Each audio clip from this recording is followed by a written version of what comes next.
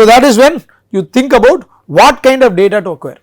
So this confounding cannot be just because of primary or secondary data. Even in primary data you will get confounding effects because of ethical issues, like you do not want to have the image of a person, okay. You do not want to store any personal sensitive information other than this thing. You may not want to monitor their activities. So I have to just go by questionnaire. Let us say he walked, he ran, he walked and said I ran for this much time, but my but let us say I have a device for measuring the cardiac, whether he is good. No, this is something which we are proposing to the government called Cardiac India, where we say, like, let us say, hey, I will look at monitor patients and then using the apps and then prescribe them that they should walk this much steps. Now suppose I am not allowed to monitor their activity, then what can I do? I have to only ask questionnaire. Now will you say I am lazy? No, you will enter, oh, you may have done 2000 steps, but then in your mind it may appear like 10,000, you will say 10,000, totally confounded, right. Now even after doing 10,000 steps you are sick, that cannot be the case, but your data says that because of the confounding effects, right. So many a times even the ethics will hinder to actually do a proper study, okay, that has to be kept in mind, the confounding effects. So when it comes to data, the data itself what you collect is of two types, qualitative and quantitative, okay. So we have qualitative data and quantitative data. How do you deal with qualitative data? Quantitative data is easy, numerical scale. How do you deal with qualitative data? Let us say I toss a coin, the outcome is what? Is it qualitative or quantitative? Quantitative. What is the quantity here? Is it a number? Outcome is a number. It is head or tail. Is it quantitative? It is a numeric. Is it a numeric? It is not numeric. It is outcome has nothing to do with numeric. It is a qualitative output, right, head or tail. Let us say hair color, let us say 5 categories are there. Is it qualitative or quantitative? Qualitative, right. Hair color, if I say black, red, blah blah blah, then it becomes brown, then it becomes qualitative data. All of these are qualitative data sets. Many a times you will get qualitative data sets. Now how do I deal with qualitative data sets? Remember, you will have both qualitative and quantitative data sets, right. So you have this continuous data which is like temperature, let us say you have body temperature, your blood sugar levels, your pressure levels, blood pressure levels, you will have all these parameters that are measured, right, heart rate, activity, heart BPM, beats per minute, whatever the basics, right, those are all quantitative. But then qualitative becomes your age is still quantitative. So your ethnicity like Asian, Caucasian, etc. And then your whether male or female. So there are certain aspects, gender, other things that becomes qualitative, and there are quantitative aspects. Now these two have to be merged together to analyze. Agreed? Yes or no? Because there are variables, these are also very important variables for analysis. So how do you deal with qualitative data? How do you deal with qualitative data? How? Take a simple example, head or a tail, what do you do? Assign a variable that takes number 1 when it is head, number 2 it is, or number 0 it is tail, very simple. So most of the time, so that is our strength, even if it is qualitative we convert them into quantitative data, and these will become discrete variables, they will not be continuous, whereas your temperature is a continuous variable, like I could have 38.90 98.4, 98.5, 98.6, or depending upon the sensor you use, I could have 98.4444 whatever, right. So we convert this qualitative data also into quantitative for analysis using what we call it as random variables. We will come to that, okay. So qualitative to quantitative using mapped using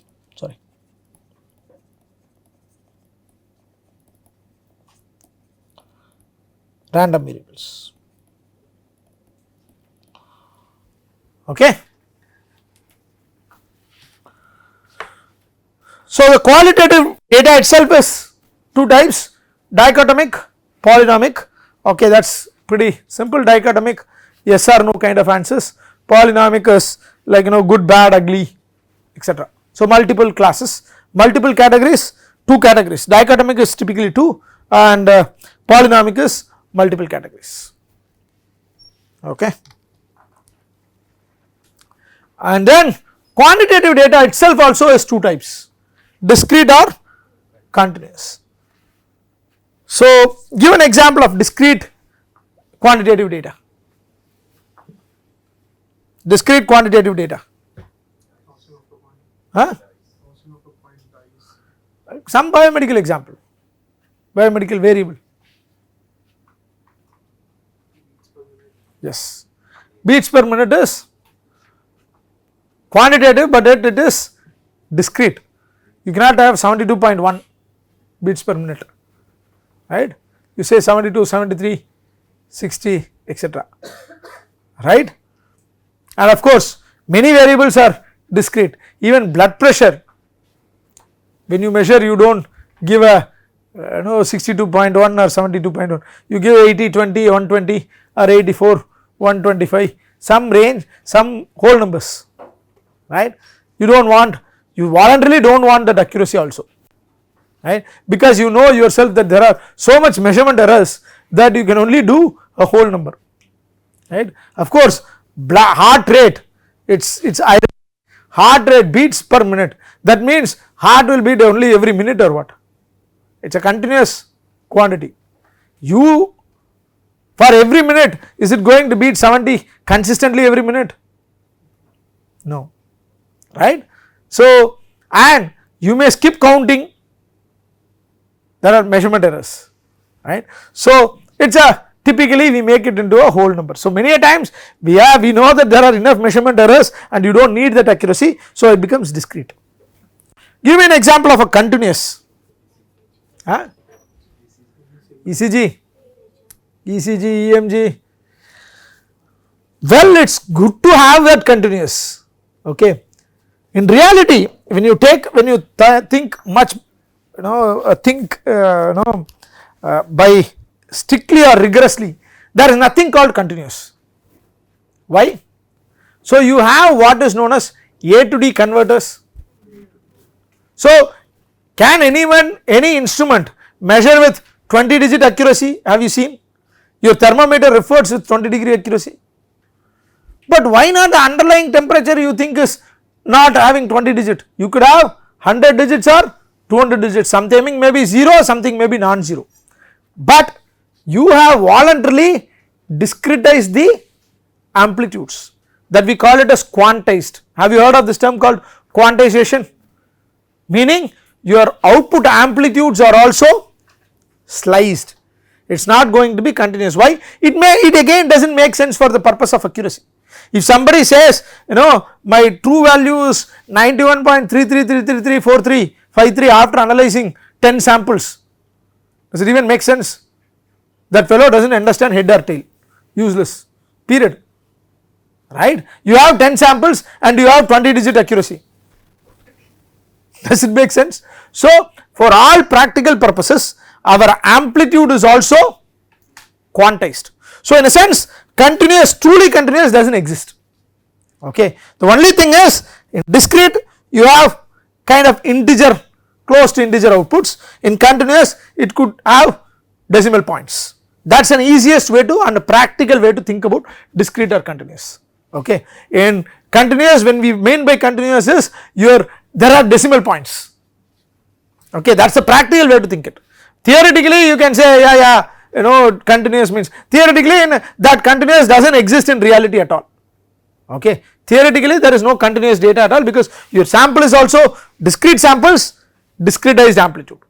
So we call it as discrete in time and amplitude. That is what it actually is. Okay. Discrete in time and amplitude. Digital is like you make it to 0 1, that is digital, but it is at least what we have is discrete in time and amplitude. The only practical distinction is, say discrete versus continuous, the first thing is typically like a what I call integers, kind of integers. The continuous space is like with decimals. Both of them in a sense have only restricted sample space. Truly infinite sample space does not exist, because your instrument is not going to give you that accuracy to have a infinite sample space. Okay. So the continuous random variables will have, or the continuous data will have a bigger sample space. What do I mean by sample space? What is sample space? Sample space, we learned about sample, I am calling now sample space. What is it? There are a set of values that can be taken by a data point. What is the value that can be taken by this sample? That is the sample space, right? We will formally define it, but truly continuous does not exist. One has to understand this is with a bigger this thing. So now this is very important. Before I conclude, I have 5 minutes. So let us talk about variables and parameters. It becomes very, in fact even industry, many of them don't understand the distinction between variable and parameter. First we will distinguish variable and parameter and then go to it. Give me an example of parameter and variables. Measuring temperature in this room, what is a variable? Temperature is a variable, okay, because it is going to vary, and I am interested in controlling the temperature in this room, that is the variable of interest. What are the parameters? Humidity is a parameter, humidity is also varying. Why is it a parameter? Varying. Humidity is varying, that is a variable that is of not interest to me, which affects my variable of interest. So this is where confusion can come in. So there are many variables itself. Temperature is one variable, but what else are the other variables? Humidity is a variable. What else that could influence temperature? Our breathing rate is a variable, right? You cannot control it. It is a variable which affects the temperature. Then what are the parameters? Volume, dimensions of the room. This is fixed. Dimensions of the room is fixed. Then what is the difference between a parameter and a constant? You have parameters, variables, and so what is constant then?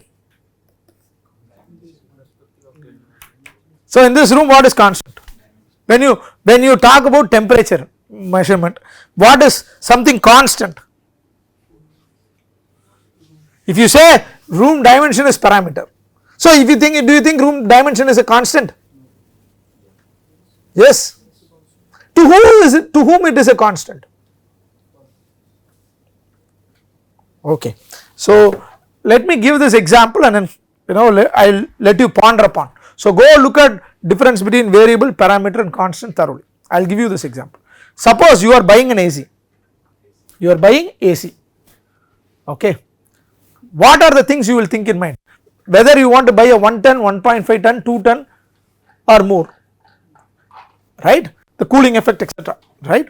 So now you have decided, IIT has decided to put a room in this AC in this room. Look, there are multiple vents, right?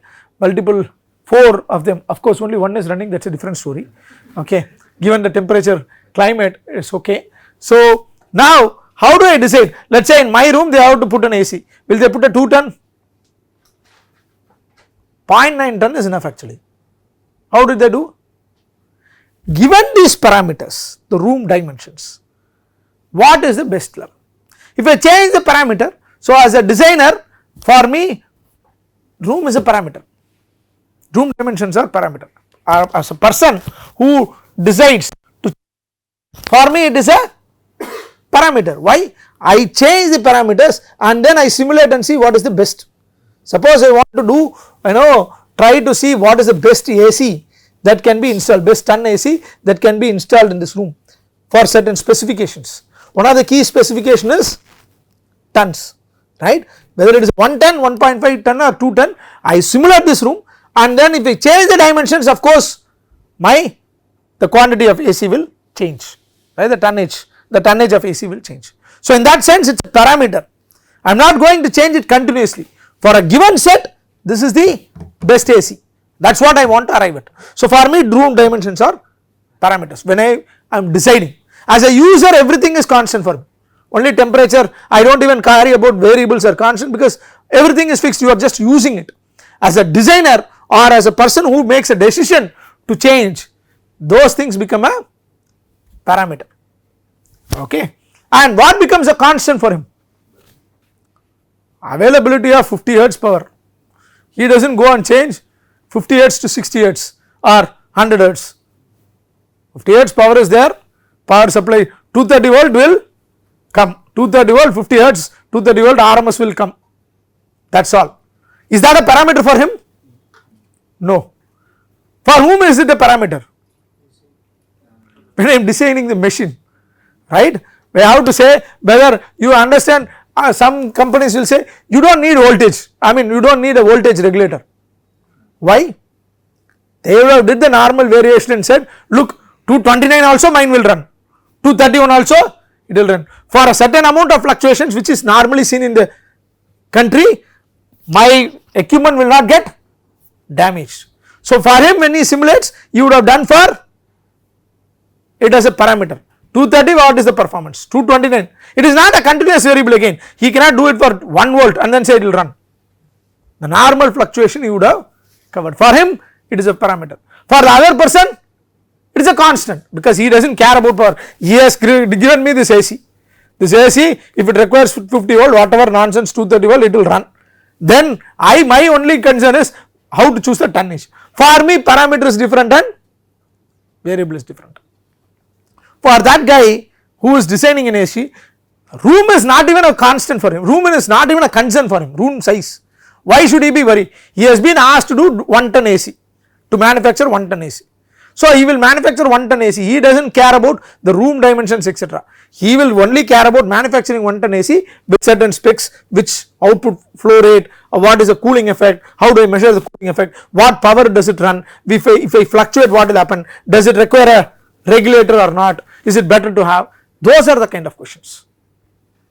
So depending upon the person and interest, parameters, constants, variables will change. For him humidity is not a concern, for you humidity is a concern. As a user you are worried about humidity. Why? You will change the settings of AC depending upon humidity, depending upon number of people in this room. If I have 50 I cannot have this, should have more. For me that is a variable of interest. For the other guy who is manufacturing AC, he does not care, or who is choosing your AC depending upon the room dimension, he will not even worry. This is the AC. Now if more number of people are there, you reduce the temperature, that is the thing you make, right. This is like a designer of a room. So suppose I call an architect, what is the variable for architect? Constant. The plot size is constant, he cannot buy more, everything else is a variable for him. He can do multiple sizes, multiple things. Now when you get to the engineer, what is it? Design is fixed, so rooms dimensions are fixed, he works on different things. So depending upon the nature of the problem and who is addressing it, variables, constants and parameters will keep changing, okay. So keep that in mind, these are three. Variable as such is a variable, for any person it is a variable, okay. Parameters depends, okay, you do it for fixed set of parameters etc, parameters differ, okay. And constants something of interest, something not of interest. For me 50 volt is not even 230 volt is not even interest constant. Why would I worry when I operate AC? Somebody told me that it will operate, I am assuming it is there. For a designer that is very important. Okay. So that is how these three things are. I would require you to go through more on this because there is a lot of clarity. You yourself understand, right? Have you ever been able to distinguish between variable and a parameter? Constant you will say okay, constant is easy, but the moment you ask variable and parameter you will start, is this a variable, or for safer side we will say parameter. Many times for safer side you will ask one thing, and only one thing something of interest is a variable, rest of it you make it as a parameter, but that is not true. Okay. So please go through this variable parameter constant. Next class we will meet, tomorrow's class. Thank you folks.